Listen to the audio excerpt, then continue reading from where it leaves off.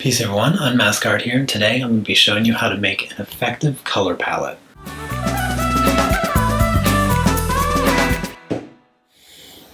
Alright everyone, let's go ahead and get started. So the first thing I'm going to do is just show you a few of my color palettes that I've made before. For this one, this is actually just a color grid for all of my markers. I really recommend you doing this with whatever medium that you're working in because it gives you a really good reference guide for finding a particular color rather than guessing and checking. This next color palette is something that I created while illustrating a children's book, and this was the color palette I chose for the entire theme, and having a well-defined color palette allowed me to color them quickly. This last one here is a color palette that I made specifically for this tutorial. I have 11 colors, and you can see here that with each color that I defined, I wrote down the corresponding number so that I could always refer back and find the pencil quickly. Also, there's a couple colors here that required some mixing, so I wrote down kind of the ingredient list on how I mixed them and got that particular color.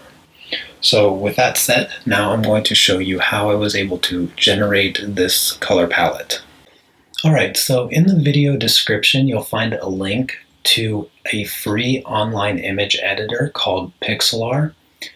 And when you get to the screen, you'll see this first, and you can open up an image from your computer or you can search for something online. This is the image that I'm going to be using as a demonstration for today. The reason I chose this particular image is because I really liked the overall color scheme that was coming from the photograph. So the very first thing that you are going to want to do is go up here to Filter and then down to Pixelate. And then you're going to pixelate it to about 9 or 10. I'm going to do 10 on this one. And then click OK. The next thing that you're going to want to do is hit the B button or select the brush tool. And then go up here to Define Brush and over here to the square 61. This just helps you make a nice, neat color palette. Now, if you hit the I key on your keyboard, you can bring up the eyedropper tool, and we're just going to start up at the sky. And you're just going to collect the colors and generate your color palette. And there's about 3 colors that I can clearly see in the sky. I'm just going to get those, and then we're going to move down to the mountains. One of the things that you want to make sure that you do is find the colors that really define the piece. You want to also make sure that you're mindful of the values. You want to capture all the values that you see in the image. Come down here to the grass next and get these greens, these nice rich greens that you see. And the grass over here is a little bit brighter, so we want to get those colors. Get the highlighted colors, this yellow color here, and then get the darker browns that you see over here and the light browns also. Next thing, we're going to go over to Shack over here, get this nice orange that's complementary to the sky.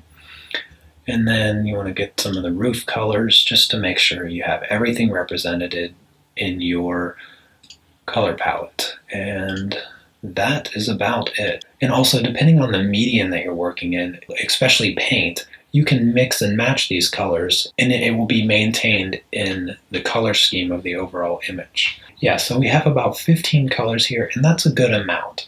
You don't want to add too many colors to your color palette because it might just be unnecessary. And the other thing, you don't want to not have enough because then it's not going to be as dynamic and effective. So now that you have this digital version of your color palette, the next thing to do is just to take whatever medium you're working in and figure out how to get these colors.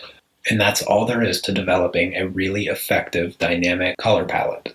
Alright, now that I've shown you how I create the color palettes, I'm going to go through and I'm going to talk a little bit about the benefits of it and show you a couple examples. So in this first one here is actually a picture I took of myself last year on top of Mount Pilchuck. One of my favorite pictures that I've taken. But if you noticed over here, I've already generated a color palette that represents this picture. And one of the few ideas I want to discuss about this picture in particular is the way light affects the color of objects. And when you develop an effective color palette, you're able to create the objects inside the environment and make them look like they belong there. So when you look at these rocks down here, you might think that they're gray, and in fact, they look really gray. However, they're actually blue. If you notice at the color palette over here, I don't have gray anywhere on there. And it's because gray actually doesn't show up in the rocks. You get this dark shadow color, but the rocks are actually reflecting the light from the sky. And when you break down the colors of the image the way that I showed you, you'll see just how blue the rocks actually are. So that's one of the benefits of generating a color palette before trying to attempt coloring such an image. The next example here is something that I think a lot of people will benefit from, and that is working with portraits. Portraits is another really, really delicate subject to choose colors for. And I see the same mistakes over and over again when I see people coloring portraits. In this picture particularly, I just wanted to focus on the skin tones. So all of these colors over here are actually just the skin tones. One of the major mistakes that people will make when trying to color a portrait is that they choose colors that they think are representative of skin tones. And the problem is they end up limiting their color dynamics because they're afraid to choose the right colors. In particular, you have this really bright yellow color that a lot of people would be too fearful to lay down onto their drawing. And I know how intimidating it can be, because once you draw something and it takes you all that time, when you're working with a very unforgivable medium like markers or colored pencils, it can be kind of scary laying down the right colors. So when you create a color palette beforehand, you can prepare yourself knowing that the color you're putting down is the correct color, even if it doesn't look right at first glance. You can see this color yellow is right here, super bright, right on the highlights of her nose, around her eye right here. So it's really, really important to make sure that you get those colors right to make the skin tone look real. The other color that people might not choose right away is this orange color. It's pretty bright orange, and you can see this girl has gorgeous hair and reflecting on her skin right here. And this is where you get this bright orange color. And then also the shadows. This is where I think people lose the most confidence when it comes to coloring a portrait. They are scared to death of adding real color and real depth to their shadows when they're doing a portrait. And these two colors right here really highlight the main colors that you see in this portrait in particular. You have her left arm over here, really, really dark shadow, and this is where you get this dark brownish tan color. And then this slightly brighter brown color you get right around this shadow here. So again, that is why developing the color palette before moving on to the coloring process really helps, because you can choose the right color. And an example of that can be seen in this drawing right here. You can see that the artist who drew this is very talented at drawing, but their skills in coloring is very, very limited.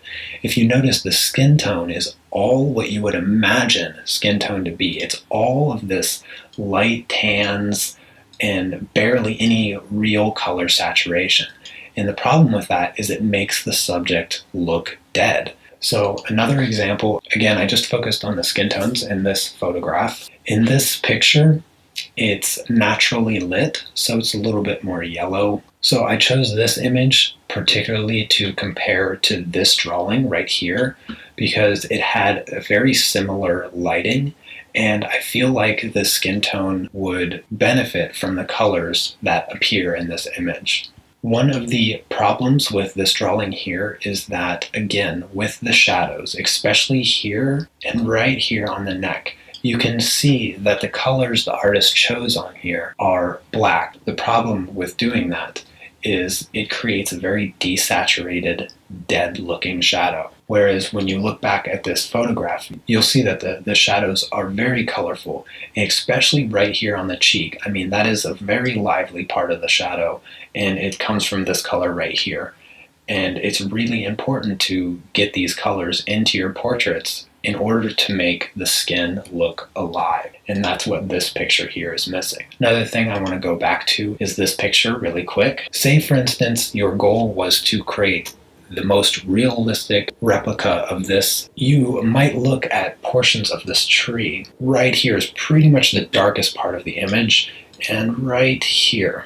And I bet most people would assume that these dark shadowed areas are black, but I can show you and prove to you that they aren't black. Using my threshold slider here, basically what this represents is it blacks in all of the values that I move the slider. So if I move the slider all the way over to the left, this represents a pure black spot on the image. And as you can see, everything disappeared. And it's pretty much not until I get here that you see those darkest areas that I circled before. But they're not black, and this little slider here proves that they're not black. So let's move the opposite direction and see if there's any white in this image. So you can see most of the highlights on her face are almost white, but if I move it all the way up to white, you only get a few specks. Only the tiniest little specks of pure white are in this image. Alright, so that pretty much covers all the basics of creating an effective color palette. Now I'm going to move on and take my own generated color palette and all of the tips that I gave you in this tutorial and show you how effective this technique really is. So let's get started. The picture that I'm creating here is really just something that came into my mind randomly at some point in the day. And what I do is I start off with my real light values in the back, because generally when you're working with landscape kind of piece, the color saturation of the things in the background are less saturated, and they become more saturated as they move closer and closer to the foreground. So I just started with my gray colors from my color palette and just penciling in a little few details back in the back, and then I start with some of the foreground stuff, and I continue to just add more and more details as I go. And I'm being really loose with pretty much everything at this point, because I'm really just trying to demonstrate how effective the color palette is. So I'm really not trying to bring in too many details. I'm going really quickly. This drawing only took about an hour. So as you can see now, I'm adding a few more of my darker values, and the image starts to get a little bit more deeper. As you bring out the deeper shadows of the image, it's going to start pushing the background further and further away, and it's going to really stretch the visual effect of the image. Now I'm starting on the cloaked person. There's really no story to this. I just kind of liked the imagery of the kind of foggy, in the middle of the woods scene with this person with a bright red cloak just standing in the middle of it. The environment in this picture is really quite simple. The colors are very muted, and that gives the effect of like a foggy scene, and it really complements the brightness of the person's cloak because it makes them just stand off the page. So that was one of the things that came to mind when I was trying to develop this color palette. And here I'm just adding a few more details at the end, and then that pretty much sums up the entirety of this image. Just going through and darkening a few of my shadows, adding some leaves, some minor details on the finished piece before calling it done. I really wasn't trying to go for anything spectacular. Like I said, I was just trying to display the effectiveness of the color palette that I created. Thanks for watching, everyone. I hope you enjoyed the video. If you did, let me know in the comments below. Also, make sure you subscribe, and if you want to support my channel, head over to my Patreon page. If you have any questions, be sure to ask in the comments. Thanks. Peace.